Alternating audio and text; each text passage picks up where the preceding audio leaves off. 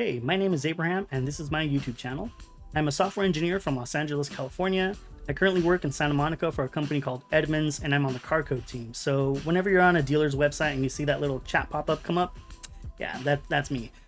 So I'm part of that team, rather. I didn't build it all by myself. But so this is my channel here. I'm going to give you a little bit of history and background on myself so that you'll know why the heck it is that I'm even starting this channel.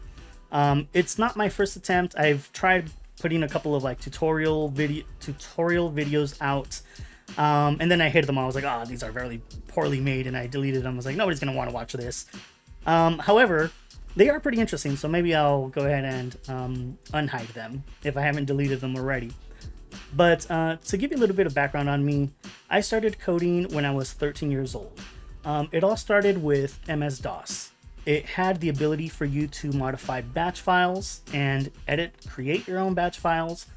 And after I figured out how it was that these batch files would prompt you for inputs, I created my very first program, which allowed you to enter a letter from A to Z.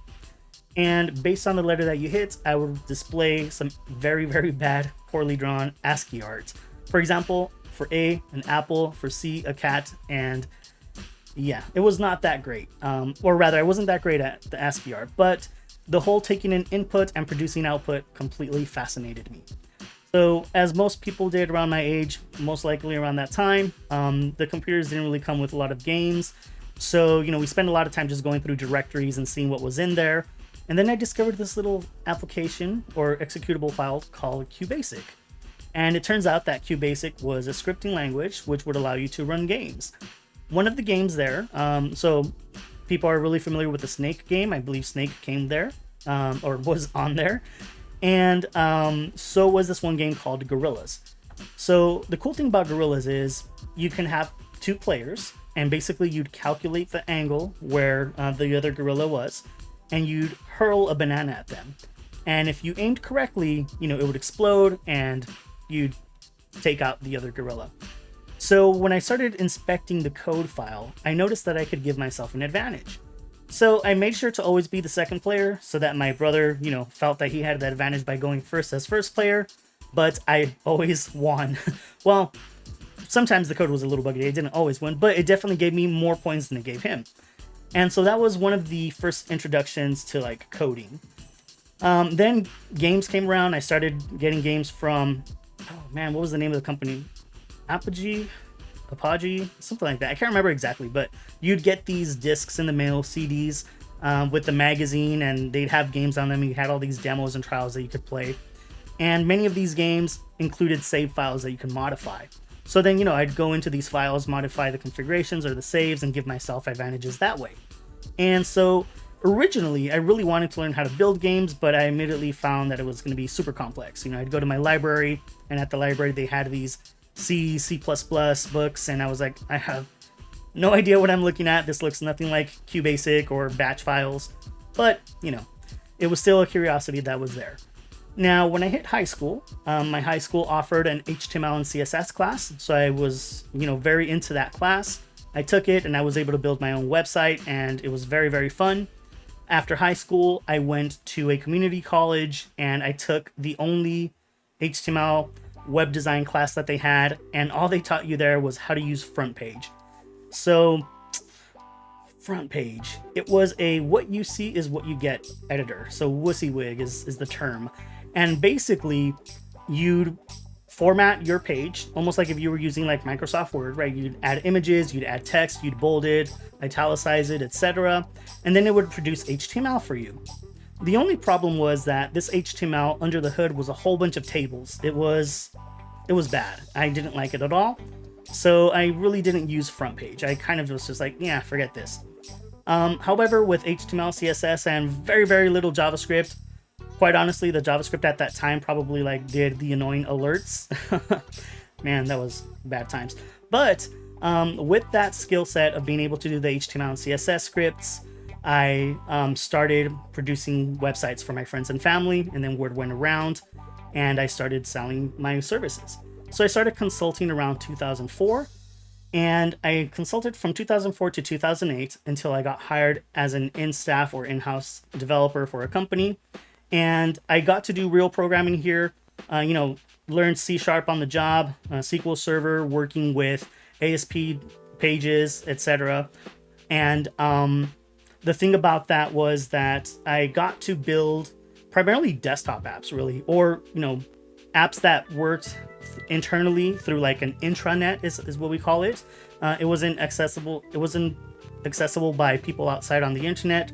So it was fun, but it wasn't really what I wanted to do. I wanted people to be able to see what I was creating, and but I took the experience, and so I worked there.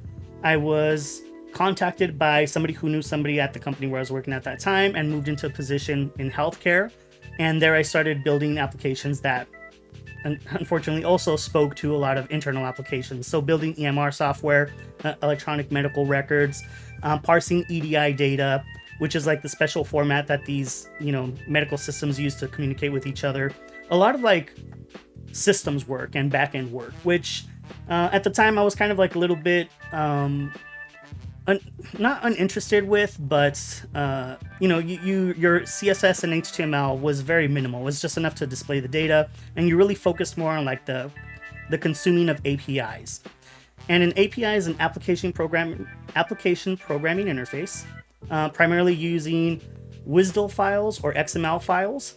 Basically, these kind of look like HTML actually, but it was very strict as far as like the tags that you would put together so that you can consume that data. So in 2017, I decided to join a boot camp, and this boot camp was called Thinkful. They had this program called the Engineering Immersion Program, which showed you how to go soup to nuts from back end to front end. And we're talking about Node.js in the back end, React on the front end, HTML, CSS, JavaScript, everything that goes in between. And this really got me interested because the other pages that I would build for folks outside of these applications for the bigger organizations were primarily PHP WordPress sites. Honestly, that's what they were.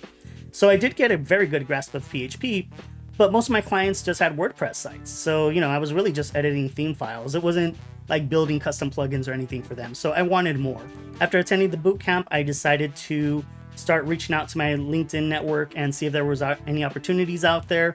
Luckily, I had been attending like meetups. JSLA was one, which I don't think is around anymore. Code and Coffee in Long Beach was another meetup that I'd go to. There was quite a few, but one of these expos and meetups that I'd go to as well was called the Southern California Linux Expo. And there I made a lot of contacts. I exchanged information, especially at this thing called a key signing party where you use like PGP keys. I can have another video about that. It's actually really interesting. But through that exchange of contact information, I met someone who eventually let me know about an opening at Edmunds, and then I applied. I interviewed. It was a very long interview. It was the very first interview where I had to do like multiple rounds, and it was like an all-day thing. But luckily, I got the job, and I've been there 5 years. And actually, after the boot camp, I really wanted to continue like sharing my knowledge and learning, and so I decided to start helping friends and family who are interested in coding learn to code. And matter of fact, I got the opportunity to teach as a boot camp instructor for a company called New Camp. Now, New Camp was great. I really loved it, but after a while, I just felt it wasn't for me. So I went ahead and I left that organization. I was looking at other boot camps that I can probably join as well, but I decided instead that I'm going to take my time to work with people who are interested in learning, who may not have the funds to do so.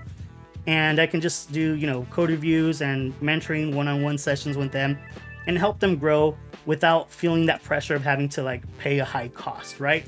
So my motivation for this channel here is I do a lot of private sessions with, again, friends and family, friends of friends, contacts that I meet out, in the industry, and primarily people who are junior developers or people barely getting into programming who want to learn more. And I exchange information with them. I walk them through, whatever challenge or question they may have. And I really enjoy that.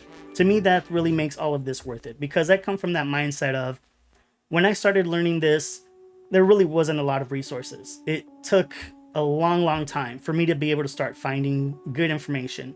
Some of you who are a little more experienced may be familiar with Stack Overflow. I think I'm hopefully not exaggerating too much when I say it, but Stack Overflow can be a little intimidating. Like, you'll ask a question and they're like, oh, are you dumb? Like, how do you not know how to do this? And it's like, all right, I'm probably not going to ask questions there again. So Stack Overflow is a little bit difficult. Reddit has a really good programming community too, and you'll get some sarcasm there as well, or a little bit of attitude, but people tend to be a little more helpful, at least from what I've seen. But nothing beats a one-on-one session, jumping into like a Google Hangouts or Zoom call with someone and just asking questions without the fear that you're going to be judged, right? So hopefully from these interactions that I've had with folks, I can create a video that they can go back and reference. Maybe they'll ask a question like, how do I set up my Windows PC for a development environment? I want to start coding with React. What do I do? Well, here's a video on how to set everything up. If you have questions, give me a call, or we'll get on a call and I'll walk you through it, but I'll take notes on what was helpful for you, and I can go ahead and create a video that can help others as well in the future.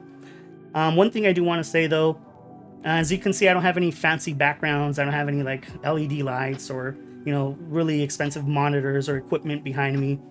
I'm not really here to try to impress you with this really awesome stuff that I have. I'm not here to claim that I know everything.